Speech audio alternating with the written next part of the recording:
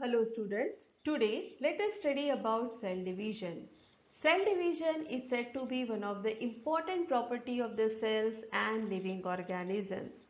Any living organism grows due to the increase in the number of the cells in their body. The cell divides regularly and add new cells which are essential for the growth and development of the body. तो आप देखोगे कि cell division हमारे लिए बहुत ज़्यादा important है. It is also important for the regeneration and repair of the worn out tissues. Now, this cell division is also responsible for the formation of new organisms from the existing one. Also for the multicellular organisms, they grow up and emaciated bodies can be restored. Now, before cell division starts, the cell develops its chromosome number present in the nucleus, and hence if the chromosome number is 2n, it is double up to 4n. ये हम सबको याद रखना है. जब भी cell division होता है तब अपने आप ये सेल क्या करता है, प्रिपेयर करता है डिवीजन के लिए और उसका क्रोमोसोम नंबर डबल कर देता है. Now this cell division, it takes place in the two steps. So these are the two steps which are there, that is mitosis and meiosis. ये माइटोसिस जो होता है it occurs in the somatic cell और the stem cell. यानी हमारी body में germ cell के अलावा जितने भी सेल्स है वो सब सोमैटिक से और सोमैटिक सेल के एग्जाम्पल है. उसके बाद में मियोसिस जो है वो जर्म सेल में होता है जो गैमेट्स फॉर्मेशन का रोल करते हैं. Now this mitosis, it consists of two steps. First is known as karyokinesis, whereas second is known as cytokinosis. Karyokinesis जो होता है वहाँ पे क्या होगा, न्यूक्लियर मटेरियल का डिवीजन होता है. वेयर साइटोकाइनेसिस में फिर साइटोप्लाज्मिक सेल का, साइटोप्लाज्मिक मैटर का डिवीजन होता है. Where in this meiosis it consists of two, that is meiosis 1 and meiosis 2.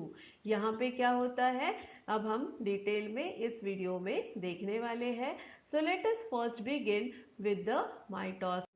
Now this mitosis, it is very well can be explained by the four phases, that is prophase, metaphase, anaphase, telophase and then cytokinosis. तो ये जो पहले चार phases आपको दिख रहे हैं, ये चार phases जो है 1, 2, 3 एंड 4, ये चारों फेजेस जो है ये न्यूक्लियर मटेरियल का डिवीजन करने के लिए रिस्पॉन्सिबल होते हैं. Now let us study about the prophase. अब प्रोफेज में क्या हो रहा है, हमने देख लिया कि सबसे पहले सेल अपने आप को प्रिपेयर करता है सेल डिवीजन के लिए और क्रोमोसोम नंबर्स को डिवाइड कर देता है. After that in prophase 1, condensation of basically thin thread like chromosomes takes place. So they become short, thick and appeared with the pair of chromatids. अब हम इसे कहेंगे pair of chromatids. उसके बाद क्या हो रहा है, ये जो सेंट्रियोल है यहाँ पे इसका डुप्लीकेशन होना शुरू हो जाता है और वो अपोजिट पोल्स की तरफ मूव होना शुरू हो जाता है. इसके अलावा जो न्यूक्लियर मैटर होता है, न्यूक्लियर मेम्ब्रेन और न्यूक्लियोलस, ये दोनों भी डिसअपियर होना शुरू हो जाते हैं. So these are the characteristic of prophase 1. Now let us come to the metaphase. Metaphase में क्या हो रहा है, न्यूक्लियर मेम्ब्रेन पूरी तरह से डिसअपियर हो गई है. उसके बाद में ये जो क्रोमोसोम्स है ये कंडेंस्ड हो गए हैं और क्लियरली विजिबल हो जाते हैं विद सिस्टर क्रोमैटिड. ये इनके सिस्टर क्रोमैटिड है क्योंकि ये डुप्लीकेट तैयार किया है. उसके बाद ये जो क्रोमोसोम्स है ये अपने आप को इक्वेटोरियल प्लेन में या सेंट्रल प्लेन में अलाइन कर देते हैं. तो आप देखोगे ये एक इमेजिनरी, अगर हम इक्वेटर का लाइन ड्रॉ करते हैं तो they align themselves in this equatorial plane. उसके बाद क्या हो रहा है, यहाँ पर special type of protein fibres, यहाँ पे प्रोटीन फाइबर्स तैयार हो रहे हैं, that is the spindle fibre जिसे हम कहते हैं. They are form between the centromere and each chromosome and between the centriole. तो यहाँ देखोगे ये सेंट्रोमियर है जो सेंट्रोमियर को दो आर्म्स में डिवाइड करता है।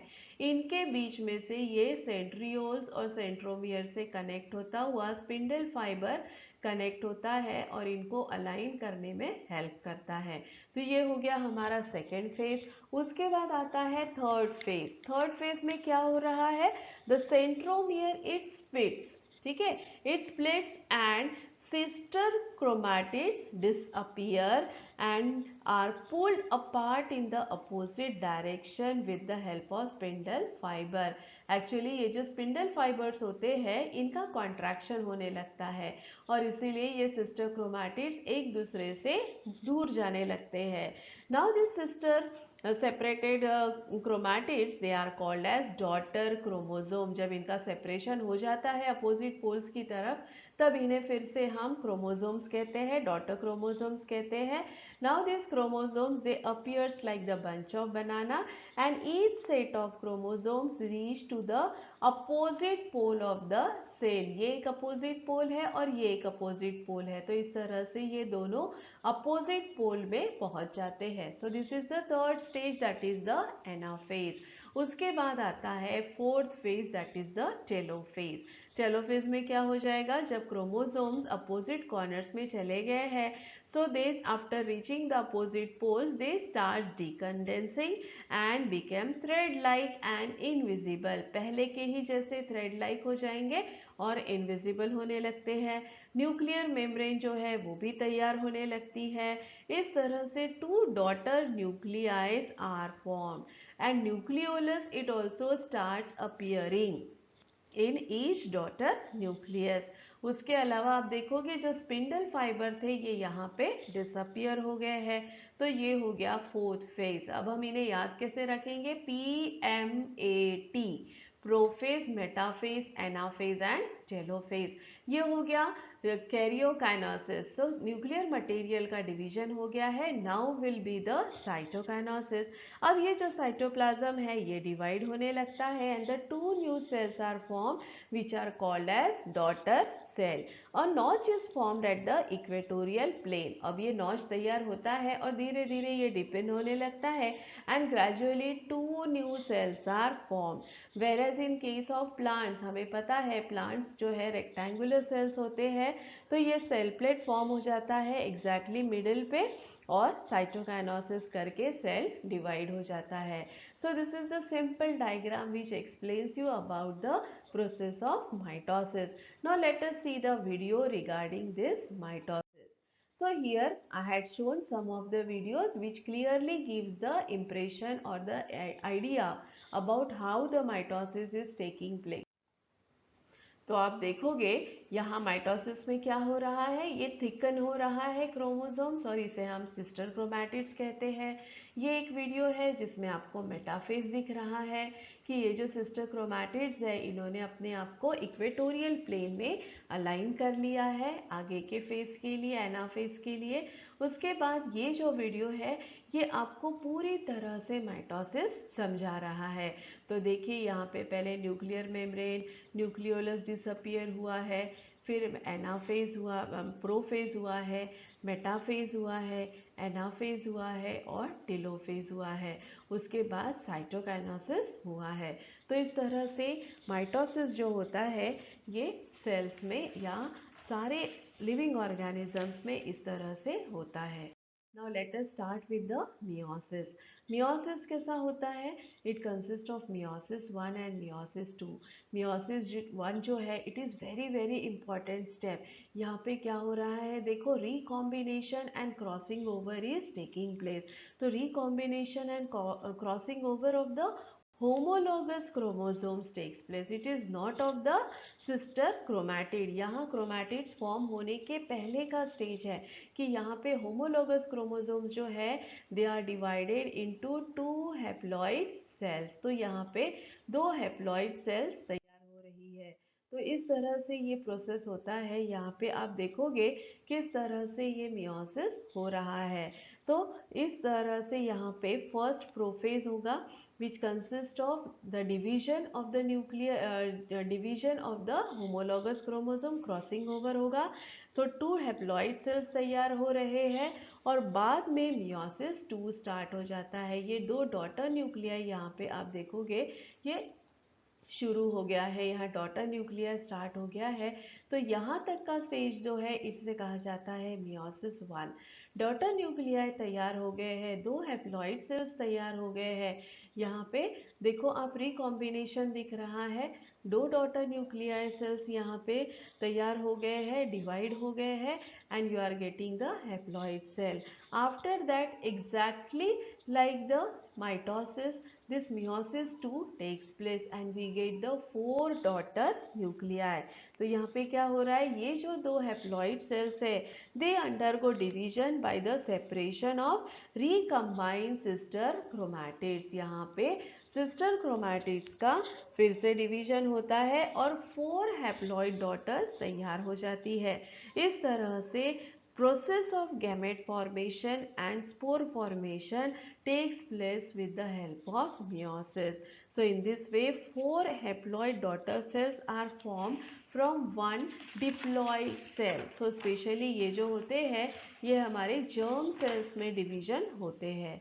Now this is the important step because during cell division crossing over between the homologous chromosome and the genetic recombination occurs and due to this all the 4 daughter cells, ये first है, ये second है, ये third है और ये fourth है, तो चारों जो डॉटर सेल्स तैयार हो रही है ये चारों daughter cells they are different from the parent cell and also from the mother cell. So एक दूसरे से भी अलग है। ये वीडियो आपको दिखाया जा रहा है how the recombination is taking place.